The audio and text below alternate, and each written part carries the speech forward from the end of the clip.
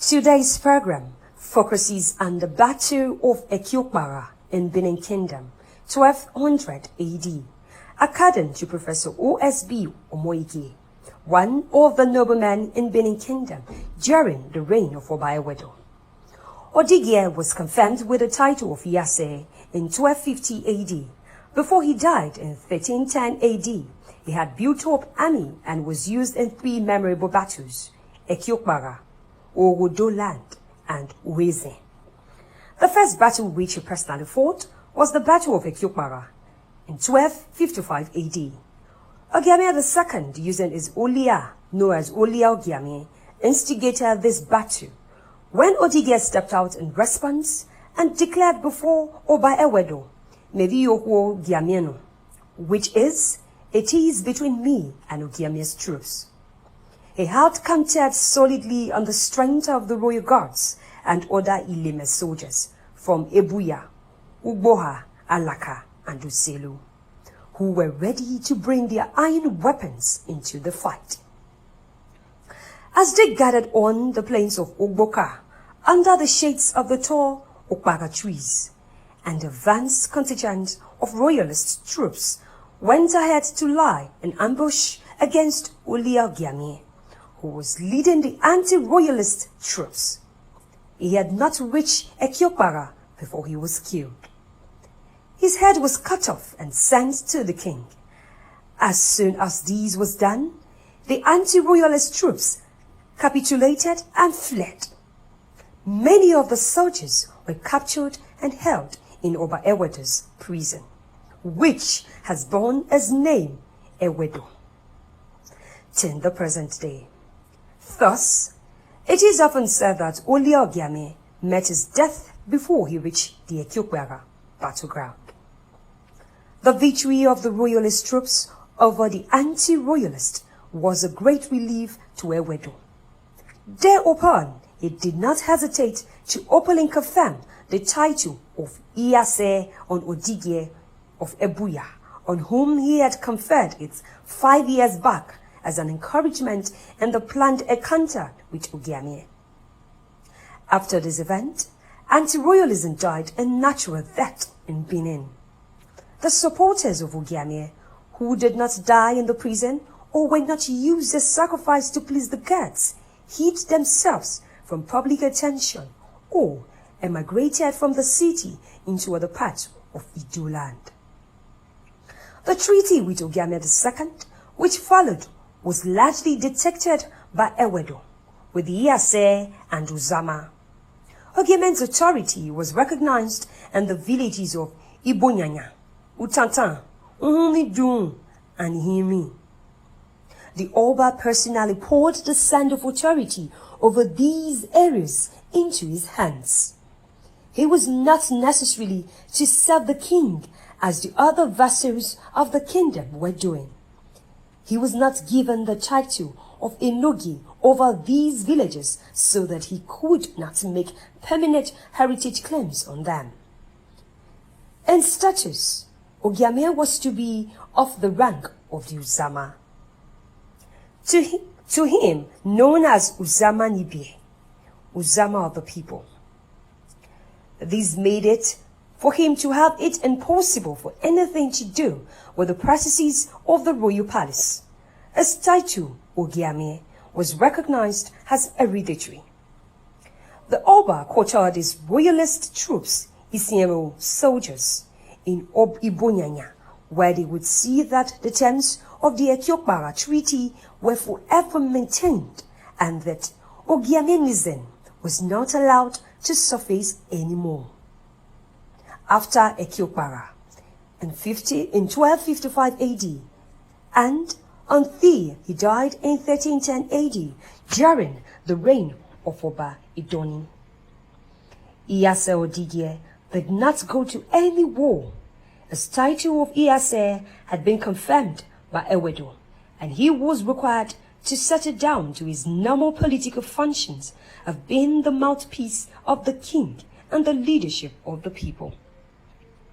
However, the king's other son, Obobu, who had been brought up in the environment of the military, continued to be restive in controlling a group of the troops.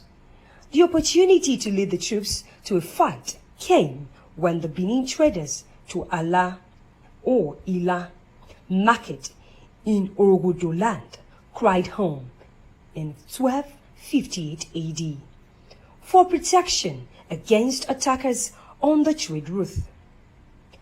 Ala market was a flourishing center for collecting the iron materials from Oka and spreading them into the Benin markets for expanding the iron-making technology of the time, especially as the local source of iron ore had begun to decline. Obobu was a warlike prince, the first of the kings to show that kings could lead their troops to war instead of waiting for their Iyase to do so. Unfortunately, he did not have the chance to rule as king in Benin. He overstayed his time in Orogodo land and came back long after his father Ewedo had died and his younger brother Ogudeyala had been crowned Ogola in 1280 to 1300 AD.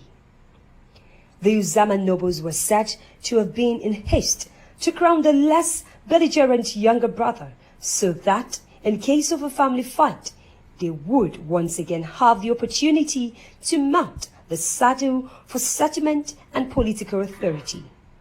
This conflict did not, however, take place because Obuabu showed great understanding. He felt the troops and humbly took what was left for him as the Enogi of Aviama. He settled quietly there for the rest of his life. The growls of the great nobles who had been stripped of power by Ewedo did not seem to be close to its end. Soon after the death of Ewedo, the militant Odigie of Udo created his own Iyase in the person of Akpanigyakon and used him to threaten an attack on Benin in order to destroy it so that Udo could become the center of the Ubini monarchy. Some aggrieved Uzama nobles were believed to be behind Udo's forehandedness in this new wave of war. They had tried in vain to take advantage of seeming rift between Ogwola and his other brother, Obobu, over the crown. They also thought that the army had been weakened by the exploit of Prince Obobu in Orogodo land. They soon found that there the calculations were in error, and that after an army had been constituted to do battle with Ogiame at Ekiokpagha and used extensively in Orogodo land, it was still strong enough to fight Udo and crush its pretensions. Instead of waiting for Akpanigyakon to bring the Udo war to Benin, the troops rushed on him at the Battle of Iyase in 1287 AD near Udo and destroyed his forces. The Battle of Iyase, later the earlier one at Ekiokpagha, was a decisive battle. Both Ekiokpagha and Iyase were the first trial battle of the Benin, under the Oba's rulership. Odigie, who led the anti-royalist troops, died before he stepped into the Ekiokpagha arena. So was Akpanigyakon killed before he stepped into the metropolis of Benin. Before he died in 1280 AD, Ewedo formalized the establishment of the two markets of Ekiokpagha and Ekioba in Benin, one on the eastern side of Alaka, where his palace was, the other on the western side. It did not live long enough to see to the development of Ekioba. It was until the age of Emotan in 1340 to 1440 AD that Ekioba actually began to flourish, as long as there were Okpagha trees, sink county trees, on the plains of Ogboka. The market described against these trees went on in its small way. When in recent times the trees were held down, the market ceased to exist.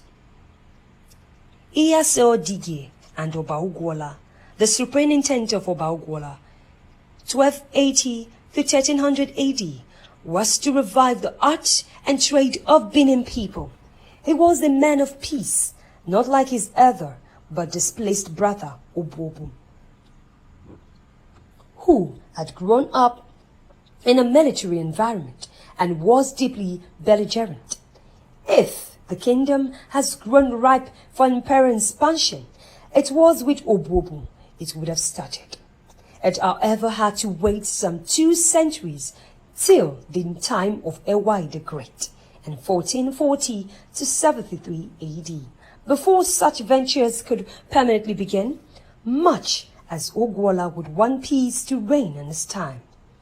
He could not shut his eyes to the destabilizing threats which began to issue out from Udo, beginning from 1283 AD. By this time, he had settled the scars of his royal position on the throne with his brother Obobu, and was ready to embark on his programs. His first thought was to avoid the temptation of using the army, but to dig a moat around the city so that the rebels, Ete, might not be the people able to enter and invade, and between 1283 and 1287, he called for the digging towards off and being able to felt satisfied that he had rebels from coming in. The words kept memorably against his name. Liyizama Ete, that is, I won't heed rebels anymore. Though the moat was dug around the city of Benin, the threat from Udo continued to disturb the air. Iyase Odigie then advised that the troops be raised up once again to respond to the call for the battle with Udo. The troops well fought before they arrived at Udo. Iyase has gathered his soldiers in wait at Iyase, about 5 kilometers to Udo. A gruesome fight took place there in 1287, and after Iyase was killed, Udo's soldiers dispersed. The Enogi of Udo went into hiding. The head of his Iyase, Iyase, was cut off and brought down to Benin for presentation to the king. Ugwola was greatly delighted at the victory. He then mocked Bidog by ordered that a second closer circle around the city to consolidate its protection against enemies, and gave him the time he needed for pursuing his arts and culture programs. By 1290 AD, this second moat was completed. During the remaining 10 years of his reign, Ugwola expanded work in iron making, brass casting, trade linkage, and engagement in other aspects of technology such as carving, woodwork, and building. During this period, Iyase Odigie, who raised his career as a man of war, came back to his original skills as a man of technology. By the time he died in 1310 AD, during the reign of Oba Idoni in 1300 to 15 AD, Benin traders had begun to expand their activities quite extensively. Ugwola's sons and Iyase Muzi, for about 20 years after the death of Iyase Odigie in 1310, no Iyase was appointed by the Oba. The first 2 sons of Ugwola Idoni in 1300 to 15 AD and Udagbedu in 1315 to 40 AD, who reigned successively after Ugwola, did not have any important clue to the appointment of anyone. Their grandfather Ewedo had appointed Odigie in war crisis period. After Odigie's death, the people were not faced with any similar war-thrown experience to warrant the immediate appointment of an Iyase. Besides, the great nobles who were the king's immediate advisors did not feel comfortable with the Iyase title, which gave the impression of supremacy over them. So, Edoni did not appoint any in his time. After he died in 1315 AD, Udagbedo's younger brother, who reigned after him, did not appoint any until it was 15 years into his reign. Emuze of Itebite became Udagbedo's Iyase in 1330 AD. He continued to be Iyase in the Obas in Obauhe, the third son of Ugola, and he was killed by the king himself in 1384 AD. The murder of Iyase Emuze brought an unusual tragedy to person the existence of the king. So, also, did the Emuze as Iyase in Benin. Then, the end of the early Iyase period. The murderous death of Iyase Emuze in 1384 in the hands of the king, Obauhe, brought the early Iyase period to an end. It also gave the Uzaman nobles the opportunity they had looked for since the stripping of powers done on them by Ewedo in 1250 AD. They had ignored the gruesome and fought with all open steps in the days of Iyase Odigie to destroy the enemies of the king and the kingdom. They had cooperated with Emuze, whose time as Iyase fell into the era when all rebellions were over and the nation had grown into a period of economic prosperity. Had the king killed the Iyase, the Uzaman nobles would have let sleeping dogs lie. They would have overlooked the two existing serious violations made by the king. The third one, which made him a murderer, broke the common back, so that they had to strike and kill the king. The three serious violations made by Obauhe was: first, his marriage with Elere, the lady of Ute; second, his new style of official appearance at public meetings; and third, his secret killing of Iyase Emuze. Ohen's choice of Elere as his wife was not the question in the grievance. The secrecy he built around it, by which he used a cocoa masquerade as a cover-up, was a serious violation of the nation's cultural procedure in any marriage of the king. The king was often seen to disappear from the palace to stay overnight with a lere at her home. If the king wanted a wife, all that he was supposed to do was to send for the lady and inform the parents with some gift to them. With Obauhen's method and the use of the Ekoko mass dance to cover it up, the Uzaman nobles felt that the integrity of the state was at stake. They needed to show concerns because the failure of the monarch could have great repercussion on them. Rather than wash the dirt about it in the public, they preferred to be silent and see what could take place, away the attention of the public. The style of the king's appearance at official meetings was another question. Ohen was a handsome, personable, and well-built man. He ascended the throne in 1314 AD, when Emuze of Itebite was already 10 years as Iyase, living a companion of the Uzaman nobles. His era was one of amazing trade expansion in the kingdom. The market routes to Oka for iron materials had been kept open after Prince Obuobu's exploit in Rogodo land. So were the route of the Douala traders of Borno State in modern Ghana, and routes to Uhe, Idoma, and Bida in the north, and Iwere areas of the south. After Ohen's 40-year on the throne, things about him changed.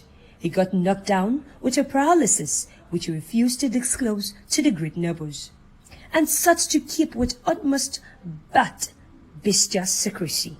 Not even the Iyase was privy to it. Yet they all and all the chiefs wanted to know why the king chose to proceed, every person in appearing getting seated on royal platform at official public meetings. This had not been the case with him in previous years. The nobles then urged Iyase Emuze to force himself into the king's secrecy and let them know why the king wanted to continue with such a violation. Iyase Muze did, but he never came out into the open to tell his story. Ohen ordered him to be killed and buried immediately. Each time the great chiefs wanted to know what had happened to the Iyase, the king could claim ignorance. However, the cat was soon let out of the bag. Much to the dismay of the king, the great nobles then planned a vengeance. With a similar secrecy, they caused a deep pit to be dug under the king's seat on the royal platform. The pit was overlaid with weak wounds and which could easily give way any time. When it happened that way and the king fell into the pit, the Uzama chiefs killed him in the pit by throwing knobs of white chalks on him, and they covered him there. That was how Oba Ohe died. Had the king not gone to the stage of taking the life of Iyase, the great nobles would have put up the first two violations marked by the episodes of Ilere and Palace and Parents. After the death of Oba Ohe, the great nobles came back into full control in the nation's political affairs. Ohe had declared that his four sons, Egbeka, Oibiru, Ogun, Iruge, would reign one after the other. The nobles had to observe this order, except that in the case of Prince Ogun, the only child of Ilere of Ute, before she went back home, they thought differently. Though the nobles were on the political saddle once again, the only person they feared was the indomitable woman of the age, Immortal of Ekiokpagha. This story was drawn from Professor OSB Omoige's work.